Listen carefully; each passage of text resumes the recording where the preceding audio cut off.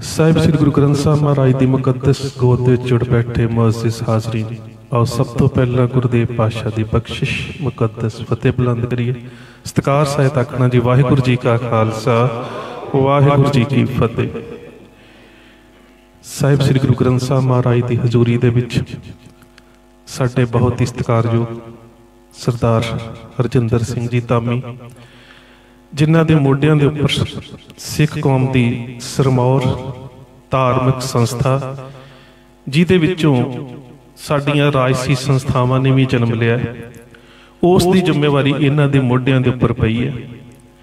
ਤੇ ਗੁਰੂ ਪਾਤਸ਼ਾਹ ਦੀ ਹਜ਼ੂਰੀ ਦੇ ਵਿੱਚ ਅਸੀਂ ਸਾਰੇ ਅਰਦਾਸ ਬੇਨਤੀ ਜੋਦੜੀ ਕਰਨ ਦੇ ਵਾਸਤੇ ਸੰਗਤੀ ਰੂਪ ਦੇ ਵਿੱਚ ਇਕੱਤਰ ਹੋਏ ਹਾਂ ਕਿ ਜਿੱਥੇ ਗੁਰੂ ਪਾਤਸ਼ਾਹ ਬਖਸ਼ਿਸ਼ ਕਰਨ, ਇਹ ਆਪਣੀ ਇਸ ਜ਼ਿੰਮੇਵਾਰੀ ਨੂੰ ਬਖੂਬੀ ਨਿਭਾ ਸਕਣ। ਉੱਥੇ ਗੁਰਦੇਵ ਪਾਤਸ਼ਾਹ ਵੀ ਹਰ ਮੌਕੇ ਦੇ ਉੱਪਰ ਇਹਨਾਂ ਦੇ ਸਿਰ ਉੱਪਰ ਮਿਹਰ ਭਰਿਆ ਹੱਥ ਰੱਖਣ। ਦਰਅਸਲ ਜਿੰਨੇ ਵੀ ਇੱਥੇ ਸਮਾਗਮ, ਜਿੰਨੀ ਵਾਰੀ ਵੀ ਇੱਥੇ ਸਾਨੂੰ ਇਕੱਠੇ ਹੋਣ ਦਾ ਮੌਕਾ ਮਿਲਿਆ, ਅਸੀਂ ਇਹਨਾਂ ਦੇ ਨਾਲ ਇਸ ਤਰ੍ਹਾਂ ਵਿਚਰਦੇ ਰਹੇ ਹਾਂ ਕਿ ਜਿੱਥੇ ਸਾਨੂੰ ਲੱਗਦਾ ਸੀ ਕਿ ਸ਼੍ਰੋਮਣੀ ਕਮੇਟੀ ਦੇ ਵਿੱਚ ਕੁਛ ਨਾ ਕੁਛ ਗਲਤ ਹੋ ਰਿਹਾ, ਤੇ ਅਸੀਂ ਇਹਨਾਂ ਦੀ ਸਾਹਮਣੇ ਬੈਠ ਕੇ ਨੁਕਤਾਚੀਨੀ ਕਰ ਦਿੰਦੇ ਸੀ। ਤੇ ਇਸ ਗੱਲ ਦਾ ਵੀ ਸਾਨੂੰ ਮਾਣ ਰਿਹਾ ਕਿ ਇਹਨਾਂ ਹਮੇਸ਼ਾ ਉਸ ਨੁਕਤਾਚੀਨੀ ਨੂੰ ਕੰਸਟਰਕਟਿਵ ਕ੍ਰਿਟਿਸਿਜ਼ਮ, ਉਸਾਰੂ ਆਲੋਚਨਾ ਦੇ ਰੂਪ ਦੇ ਵਿੱਚ ਲਿਆ, ਜਿਹੜਾ ਮੈਂ ਸੋਚਦਾ ਇੱਕ ਬਹੁਤ ਵੱਡਾ ਗੁਣ ਹੁੰਦਾ ਹੈ। ਨਹੀਂ ਤੇ ਕਈ ਵਾਰ ਜਦੋਂ ਕਿਸੇ ਵੀ ਅਹੁਦੇ ਉੱਪਰ ਬਿਰਾਜਮਾਨ ਵਿਅਕਤੀ ਦੀ ਸੰਬੰਧਿਤ ਸੰਸਥਾ ਦੀ ਆਲੋਚਨਾ ਕੀਤੀ ਜਾਂਦੀ ਹੈ ਤਾਂ ਇਨਸਾਨ ਕਿਤੇ ਗੁੱਸੇ ਹੋ ਜਾਂਦਾ ਹੈ, ਕਿਤੇ ਨਾਰਾਜ਼ਗੀ ਪੈਦਾ ਕਰ ਲੈਂਦਾ ਹੈ। ਪਰ ਸਾਨੂੰ ਇਸ ਗੱਲ ਤੇ ਇਹਨਾਂ ਦਾ ਮਾਣ ਰਿਹਾ ਕਿ ਅਸੀਂ ਜਦੋਂ ਵੀ ਕਿਤੇ ਨਾ ਕਿਤੇ ਸ਼੍ਰੋਮਣੀ ਗੁਰਦੁਆਰਾ ਪ੍ਰਬੰਧਕ ਕਮੇਟੀ ਦੇ ਵਿੱਚ ਆਈਆਂ ਕਮੀਆਂ ਦੀ ਗੱਲ ਕੀਤੀ ਹੈ, ਇਹਨਾਂ ਨੇ ਉਸ ਦੇ ਸੁਧਾਰ ਦੇ ਬਾਰੇ ਉਪਰਾਲਾ ਕਰਨ ਦਾ ਯਤਨ ਜ਼ਰੂਰ ਕੀਤਾ। ਹੁਣ ਜਿਹੜੀ ਸਮੱਸਿਆ ਹੈ, ਮੈਂ ਸਿਰਫ 2 ਮਿੰਟ ਲੈਣੇ ਨੇ, ਕਿਉਂਕਿ ਉਹ ਸਮੱਸਿਆ ਜਿਹੜੀ ਹੈ, ਅਸੀਂ ਥੋੜੇ ਸ਼ਬਦਾਂ ਦੇ ਵਿੱਚ ਖਾਲਸਾ ਪੰਥ ਨੂੰ ਦਰਪੇਸ਼ ਜਿਹੜੀਆਂ ਸੰਸਥਾਵਾਂ ਨੇ ਤੇ ਸਮੱਸਿਆਵਾਂ ਨੇ, ਉਹਨਾਂ ਦੋਹਾਂ ਦਾ ਜਿਹੜੀ ਉਹਨਾਂ ਦੀ ਮਾਨਸਿਕਤਾ ਹੈ, ਜਾਂ ਜਿਹੜਾ ਉਹਨਾਂ ਦੇ ਬੌਧਿਕ ਹਮਲੇ ਕਰਨ ਦਾ ਪੁਰਾਣੇ ਸਮਿਆਂ ਦੇ ਵਿੱਚ ਜੋ ਤਰੀਕਾ ਹੈ, ਜੋ ਵਰਤਾਰਾ ਹੈ, ਉਸ ਨੂੰ ਜ਼ਰੂਰ ਸਮਝਣਾ ਹੈ। ਪਹਿਲੀ ਗੱਲ, ਸਭ ਤੋਂ ਵੱਡੀ ਗੱਲ ਹੈ ਕਿ ਇੱਕ ਘਾਟ, ਉਸ ਘਾਟ ਨੂੰ ਤੁਹਾਨੂੰ ਐਨਾਲਾਈਜ਼ ਕਰਨਾ ਪਊਗਾ। ਬੇਸ਼ੱਕ ਕੇਂਦਰ ਦੀ ਸਰਕਾਰ ਦੇ ਵੱਲੋਂ 3 ਖੇਤੀ ਕਾਨੂੰਨ ਵਾਪਸ ਲੈ ਲਏ ਗਏ। ਵਾਪਸ ਲੈਣ ਦੇ ਸਮੇਂ ਕੇਂਦਰ ਸਰਕਾਰ ਨੇ ਜਿੱਥੇ ਦਿਨ ਜਿਸ ਨੂੰ ਚੁਣਿਆ, ਉਹ ਗੁਰੂ ਨਾਨਕ ਸਾਹਿਬ ਦਾ ਪ੍ਰਗਟ ਦਿਹਾੜਾ ਸੀ। ਇਹਦਾ ਮਤਲਬ ਕਿ ਕੇਂਦਰ ਸਰਕਾਰ ਵੀ ਇਹ ਸਮਝਦੀ ਹੈ ਕਿ ਬੇਸ਼ੱਕ ਇਸ ਸੰਘਰਸ਼ ਦੇ ਵਿੱਚ ਬਹੁਤ ਸੂਬਿਆਂ ਦੇ ਕਿਸਾਨ ਸਨ, ਪਰ ਇਸ ਸੰਘਰਸ਼ ਦੀ ਜਿਹੜੀ ਡਰਾਈਵਿੰਗ ਫੋਰਸ ਹੈ, ਜਿਹੜੀ ਚਾਲਕ ਸ਼ਕਤੀ ਹੈ, ਉਹ ਗੁਰਮਤਿ ਵਿਚਾਰਧਾਰਾ ਸੀ। ਸੰਗਤ ਦੇ ਰੂਪ 'ਚ, ਲੰਗਰ ਦੇ ਰੂਪ 'ਚ, ਪੰਗਤ ਦੇ ਰੂਪ 'ਚ, ਸੇਵਾ ਦੇ ਰੂਪ ਦੇ ਵਿੱਚ। ਪਰ ਕਿਸੇ ਸਿੱਖ ਸੰਸਥਾ ਨੂੰ ਨੁਮਾਇੰਦਗੀ ਨਹੀਂ ਮਿਲ ਸਕੀ। ਇਹਦਾ ਮਤਲਬ ਕਿ ਜਿਹੜੀ ਵਿਚਾਰਧਾਰਾ ਦੀ ਸ਼ਨਾਖਤ ਅੱਜ ਤੁਹਾਡਾ ਦੁਸ਼ਮਣ ਕਰ ਰਿਹਾ, ਅੱਜ ਸਾਡੇ ਕੋਲ ਉਹ ਕੈਲੀਬਰ ਨਹੀਂ ਰਿਹਾ ਕਿ ਉਹ ਸਾਨੂੰ ਟੇਬਲ ਟਾਕ ਤੇ ਬੁਲਾ ਸਕੇ। ਅਬਦਾਲੀ ਆਉਂਦਾ ਸੀ ਨਾ, ਸਿੱਖਾਂ ਨੂੰ ਸੁਨੇਹੇ ਭੇਜਦਾ ਸੀ, ਆ ਕੇ ਮੇਰੇ ਨਾਲ ਵਾਰਤਾਲਾਪ ਕਰੋ। ਇਹਦਾ ਮਤਲਬ ਕਿਤੇ ਨਾ ਕਿਤੇ 18ਵੀਂ ਸਦੀ ਤੋਂ ਸਾਡਾ ਜਿਹੜਾ ਸਮਾਜਿਕ, ਰਾਜਨੀਤਿਕ, ਧਾਰਮਿਕ ਤੇ ਅਧਿਆਤਮਿਕ ਤੌਰ ਤੇ ਕੱਦ ਜਿਹੜਾ ਉਹ ਨੀਵਾਂ ਜਾ ਰਿਹਾ। ਪਹਿਲਾਂ ਤਾਂ ਇਸ ਪਾਸੇ ਬਹੁਤ ਜ਼ਿਆਦਾ ਗੰਭੀਰ ਚਿੰਤਨ ਕਰਨ ਦੀ ਲੋੜ ਹੈ। ਦੂਜੀ ਗੱਲ ਹੈ ਕਿ ਤੁਹਾਡੇ ਸਾਹਮਣੇ ਜਿਹੜਾ ਸਟੇਟ ਦਾ ਵਰਤਾਰਾ ਹੈ, ਉਸ ਨੂੰ ਅਸੀਂ ਅਲਟਰਾ ਨੈਸ਼ਨਲਿਜ਼ਮ ਕਹਿੰਦੇ ਹਾਂ, ਫਾਸਿਜ਼ਮ, ਜਿਹਦੇ ਵਿੱਚ ਇੱਕ ਵਿਅਕਤੀ ਕੋਲ ਤਾਕਤ ਹੈ, ਉਹ ਆਪਣੇ ਸ਼ਬਦਾਂ ਦੇ ਨਾਲ ਕਾਨੂੰਨ ਬਣਾ ਵੀ ਸਕਦਾ ਹੈ, ਆਪਣੇ ਸ਼ਬਦਾਂ ਦੇ ਨਾਲ ਵਾਪਸ ਲੈ ਵੀ ਸਕਦਾ। ਸਾਨੂੰ ਵੇਖਣ ਨੂੰ ਇਹ ਵਰਤਾਰਾ ਬੜਾ ਲੱਗਦਾ ਕਿ ਚੰਗਾ ਹੋ ਗਿਆ, ਪਰ ਇਹਦੇ ਵਿੱਚੋਂ ਜਿਹੜਾ ਫਾਸਿਜ਼ਮ ਦੀ ਪ੍ਰਵਿਰਤੀ ਪੈਦਾ ਹੋ ਰਹੀ ਹੈ ਕਿ ਬਿਨਾਂ ਪਾਰਲੀਮੈਂਟ ਦੇ ਵਿੱਚ ਕਿਸੇ ਨਾਲ ਸਲਾਹ ਕੀਤਿਆਂ ਇੱਕ ਵਿਅਕਤੀ ਦੇ ਕੋਲ ਇੰਨੀ ਰਾਜਨੀਤਿਕ ਸੱਤਾ ਦੀ ਤਾਕਤ ਹੈ ਕਿ ਉਹ ਆਪਣੀ ਮਰਜ਼ੀ ਨਾਲ ਜਿਹੜੇ ਮਰਜ਼ੀ ਫੈਸਲੇ ਲੈ ਸਕਦਾ।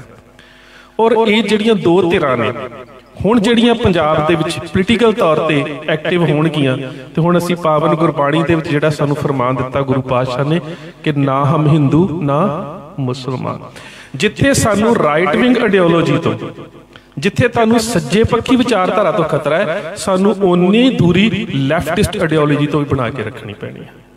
क्योंकि आने वाले समय जदों ये धिरां असर अंदाज होणगियां तां एक धिर वो है जिहड़ी धिर, जे तुसीं माओ ज़ेतुंग नूं किते पढ़िया हो तां चिड़ियां तक जिहड़ियां मरवा दित्तियां सीगीयां, जिहड़ा कुदरत दा विनाश कर लग्गिया बिल्कुल नहीं सोचते। एक वो धिर है ते एक धिर वो है जिहड़ी अपनी स्थापति दे वास्ते अपने ही इखलाक दा विनाश कर लग्गिया नहीं सोचते।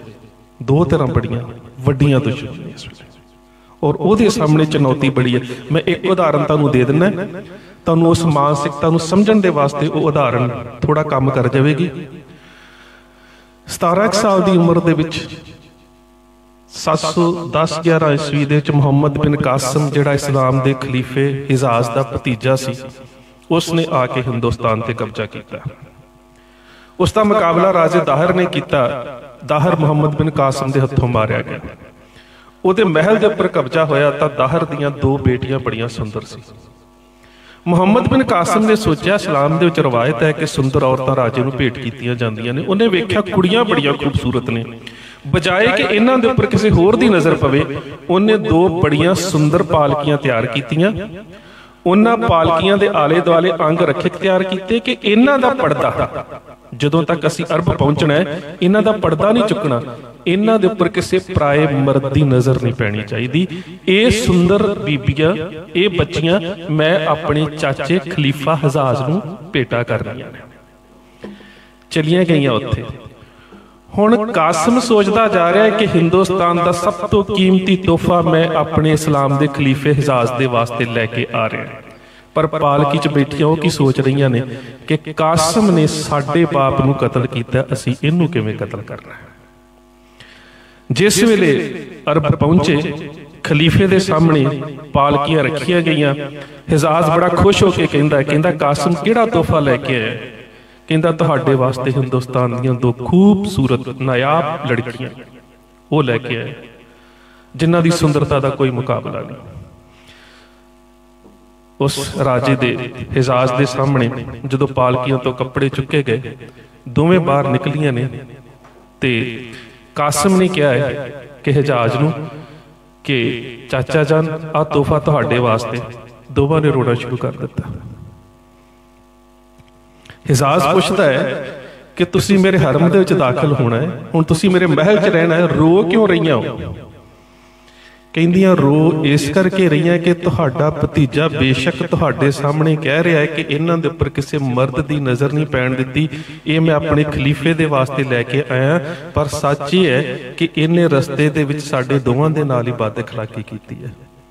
हिजाज ने मुहम्मद बिन कासिम नूं मरवा दिता। जदों ओहदा सिर धड़ तो जुदा हो गया फिर वो कहंदियां कि हुण जो मर्जी कर लो साडे कोल, असीं अपने बाप दा बदला लै लिया। सो ये वो विचारधारा है।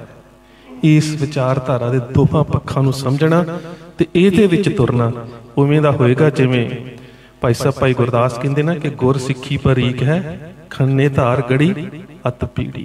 उस मार्ग के उपर चलना पवेगा। गुरु पातशाह बख्शिश कर। साडे बहुत ही सत्कारयोग सरदार हरजिंदर सिंह धामी इन्हां दोहें ही विचारधारा नूं समझदे हुए सिख विचारधारा के उपर पहरा दे सकण। गुरु पातशाह के चरणों च यही बेनती है। इन्नियां जोदड़ियां प्रवान करनियां जी। वाहिगुरू जी का खालसा वाहिगुरू जी की फतेह।